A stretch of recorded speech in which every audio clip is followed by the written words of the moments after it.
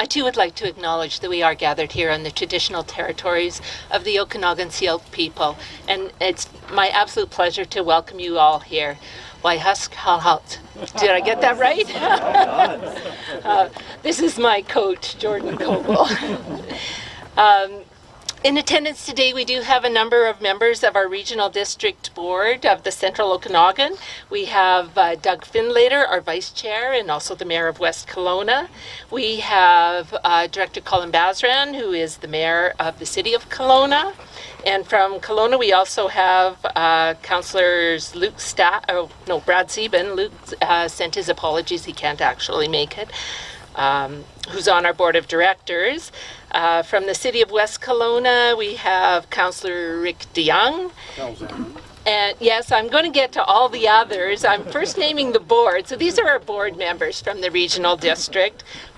Indeed, we do absolutely have a number of other councillors from other communities within our region, well represented here, as well as members from throughout the province who will be participating later on in our workshop. So our Lake Country representative is Mayor James Baker, representative on the board. Welcome. And from Westbank First Nation, Councillor Tom Konek.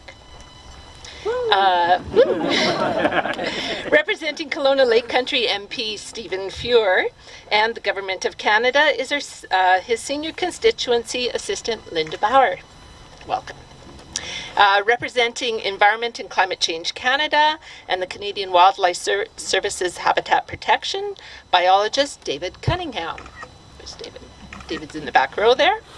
And I'd also like to welcome as well, a big welcome to all the volunteers with the Central Okanagan Land Trust, Friends of Black Mountain, and the Central Okanagan Naturalists Clubs. Much of what happens in our regional district parks do not happen without the numerous volunteers. So thank you for coming.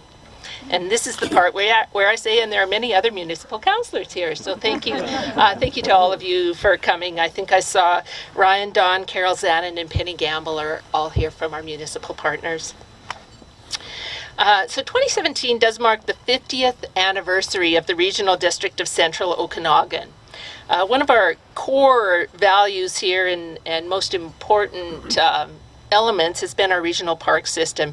It's something that's been extremely important, not just for our current regional board, but all of those past boards, all of those past directors who have participated and supported the program on the regional board.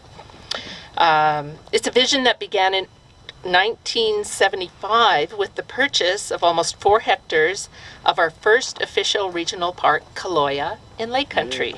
Yay! On behalf of the board today, we are celebrating the addition of almost 127 hectares to our largest regional park, Black Mountain sntsk'il'ntn Regional Park. Very exciting. The land was purchased for just over $2.3 million. A total of $2.1 million was used from our 2 regional parks reserve funds to acquire this property that lies in the Central Okanagan East electoral area.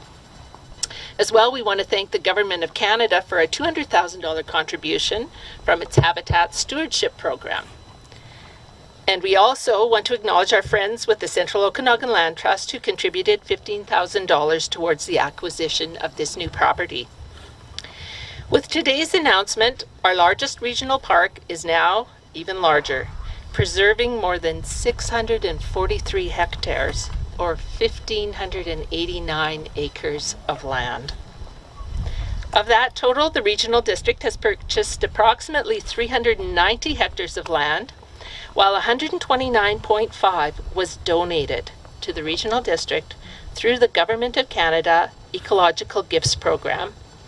And I think Linda will acknowledge that a little bit later in her words. And an additional 123.6 hectares of Crown land was secured through a co-tenure and co-management license of occupation. So what you see around you is 3 protected and unique ecosystems. We have grassland, open ponderosa pine, and grassland savanna. There are 5 red or blue listed species have been observed in the area, including American badger and the western rattlesnake. And 4 ecological communities that could be lost or are of concern are contained in this park as well. So the property meets a number of our guidelines contained in the official Regional Parks Plan, including its size, configuration, and location. It's close for residents of Rutland, Black Mountain, Ellison, and Joe Rich areas, has very high recreational and interpretive potential. And last but not least, actually foremost, is its natural ecosystems and landscapes, which could be threatened by development, and protection of these lands are really quite integral in us completing our regional park system. Currently, the area of Black Mountain sntsk'il'ntn Regional Park is not actually open to the public. We are going through a process and an implementation of the management plan for the park, and we'll be developing limited access potentially by next summer, of course subject to board budget approval. So there's still work to be done. There's been lots of work happening throughout the park through this parks management plan. You may have seen some fuel mitigation on the way up the hill that's a little bit different than perhaps the last time you were through the park. So the volunteers and staff have been working very hard at bringing the park to a level where we hope to soon be able to welcome the public up here. So you're seeing a spectacular view that isn't readily available to many, so drink it in. In 2015, a nonprofit group, the Friends of Black Mountain sntsk'il'ntn Regional Park, formed to support the development and conservation of the newly acquired lands. Since then, the group has been successful in acquiring grant funds to restore a seasonal intermittent pond in the regional park and have held regular spring and fall hikes. Another opportunity, so sign on if you want to come back with your friends and family. Our regional boards and the public have been incredibly supportive of expanding our regional park system, which now encompasses over 2,200 hectares of land. Since 2008, $23.5 million has been spent from the park's legacy and Parkland Reserve funds, and a total of 736 hectares of parkland have been purchased. You might remember 3 years ago when we announced the first acquisition for this park, we did so with a very valuable and unique collaboration with Westbank First Nation, our co-manager on this property, which has much historical and cultural importance, something we look forward to sharing in the years ahead as you share your cultural knowledge with us. I'd now like to introduce Westbank First Nation Councillor and RDCO Director, Tom Konek, to welcome us and say a few words about the partnership between Westbank First Nation and the RDCO. Welcome, Tom. Thank you so much. It's quite an honor to be here. Why in sntsk'il'ntn. That's hello, all my relations, and we all have arrived. So Jordan, again, a teacher. I'm not a master speaker, but he's certainly helped me along this path. So again, thank you, Gail. Name's Tom Konek, Councillor, Westbank First Nation, as well as ex officio on the RDCO board. I am sporting 2 pins, as you can see, with our 50th anniversary. So not only of WFN, but also RDCO. I want to welcome everyone here on behalf of Chief and Council of Westbank First Nation to our territory, unceded traditional territory of the Silk Okanagan people. I also want to acknowledge the leaders, the past leaders of the RDCO who have gotten us here, and the present leaders as well. I was looking at one of our bylaws, I would say in 1992, that we entered into a local government service agreement. And in 1992, I was 11 years old. So I thought everybody would be really excited to hear that in terms of just how long ago that was. But it's just goes to show just how far we've come with this relationship, with this partnership.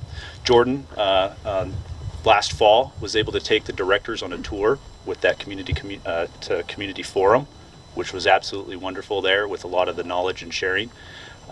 I'd also like to make a comment too with our departments. It's one thing with the board, but they give the direction, and it really comes down to our leadership in administrative of both WFN and the RDCO. So I'd like to acknowledge the CAO, Brian Reardon, if he's there. So yes, thank you, and as well as our Director of Operations, Pat Fosbury. So again, they give the directions down to our other departments with IGA. I saw Holly around. I know she's in the back with IGA, working with Raf de Guevara and his team. So, and Murray Cop, if it wasn't for them to implement this, to work together and form these these memorandums of understanding, we wouldn't be here today. And it's one of those things where I've told Jordan this before. When we share the culture, it creates the knowledge, and from this knowledge comes an understanding and an appreciation. And so, Lim, and I appreciate everybody coming out here. I thank all the leaders for your time and attention to coming to this event, because it's extremely important, and I'm proud to have this partnership with the RDCO and continuing to grow, and eventually it will become a friendship. So thank you, everybody.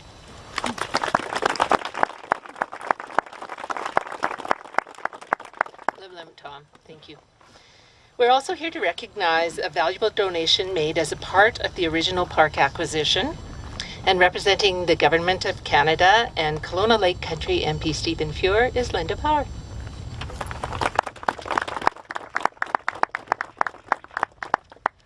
Thank you for that kind introduction, and I have to say that I am really feel blessed and honored to be here to share this beautiful spot with all you people. It's so peaceful and beautiful. I'm sure I'm kind of glad that Mr. Fuhr is missing and I get to take his place. Sorry, don't tell him I said that. As the elected chair of the National Defence Committee, MP Fuhr is traveling in Europe this week, and that's why he's not here with the 9 committee members, and I'm honored, like I said, to be here and speak on his behalf. I would like to begin by recognizing that we are here today on the traditional territory of the Ts'il'ntn Okanagan First Nation. I would like to acknowledge our partners, including Mr. Ron Adria and the Holterdus family, who unfortunately can't be here today, but they're here in spirit, and Chief Roxanne Lindley, and thank them for making today's announcement possible. I would also like to thank the members of the media joining us today for this special event. The accomplishment we are celebrating is a testament to the power of partnership.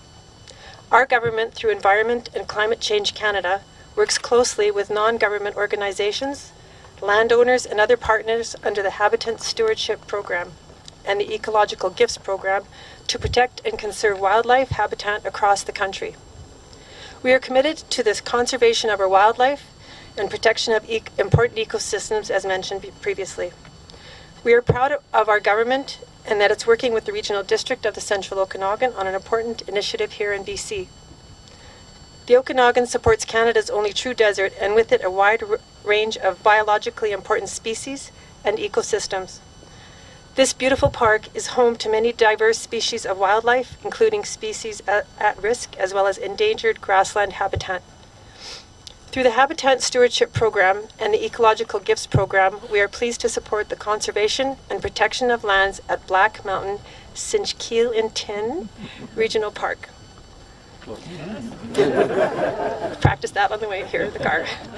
This year, as part of Canada's 150th anniversary of Confederation, Environment and Climate Change Canada is recognizing 150 properties Canadians have set aside for long-term conservation. So we're blessed to have this happen here in our riding, in our area. On behalf of the Government of Canada, I would like to recognize the Adria and Holterdus families for their outstanding contributions towards conservation in Canada through the Ecological Gifts Program. These donated properties are especially significant because of the unique and endangered grassland ecosystems they support. I'm proud to present a commemorative Canada 150 plaque to be installed at Black Mountain sntsk'il'ntn Regional Park to recognize the conservation efforts and inspire others to do the same. Preserving these lands is another step that we have taken to conserve our environment for future generations of Canadians to enjoy. Today's announcement shows that by working together, we can better restore, conserve, and enhance Canada's natural treasures. Thank you.